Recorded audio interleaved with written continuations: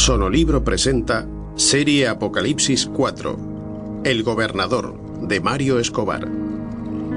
Amados, no creáis a todo espíritu, sino probad los espíritus si son de Dios, porque muchos falsos profetas han salido por el mundo. Juan 4:1. Prólogo. La caravana del candidato se detuvo en Richmond, camino de Indianápolis. Llevaban más de un mes recorriendo decenas de ciudades, y los ánimos de los voluntarios y periodistas comenzaban a decaer. Una campaña electoral podía convertirse en algo parecido a un purgatorio cuando las cosas no iban bien en el país.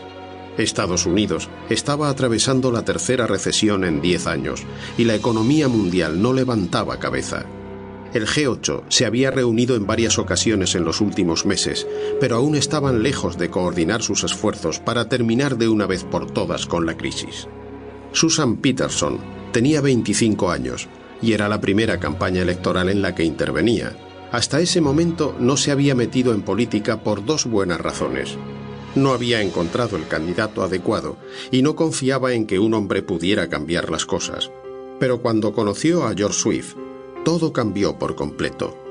El gobernador de Michigan era un hombre honesto, un gran comunicador, y su porte le convertía en el hombre más atractivo de la política estadounidense. Su rival, Marco Tardelli, era un burócrata que llevaba instalado en Washington desde hacía 20 años, y que pensaba que ahora era su momento, pero no transmitía la más mínima ilusión de cambio, a pesar de su buena oratoria y presencia. Era de origen italiano, pero nacido en Nueva York. Susan bajó del autobús electoral y con el resto de sus compañeros se apresuró a tomar una habitación en un modesto motel a las afueras de la ciudad. El candidato también dormía en el mismo lugar, a pesar de la modestia de las instalaciones, y aquella era otra de las cosas que agradaban a Susan, la sencillez de Swift.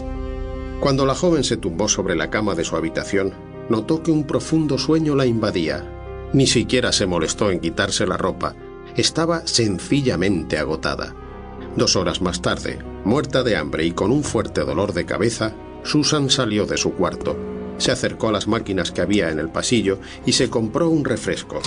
Estaba regresando a su cuarto cuando escuchó un ruido al fondo del pasillo. Se aproximó con cierto recelo a la parte oscura. Escuchó unos murmullos y notó cómo el vello de todo su cuerpo se erizaba por momentos. Entonces vio en el piso a un joven periodista. Le conocía muy bien. Era uno de los más críticos con la campaña del candidato. Susan le observó unos segundos. Parecía simplemente tumbado en el piso enmoquetado del motel, pero su mirada estaba completamente muerta. La joven se agachó y le tomó el pulso. Estaba muerto.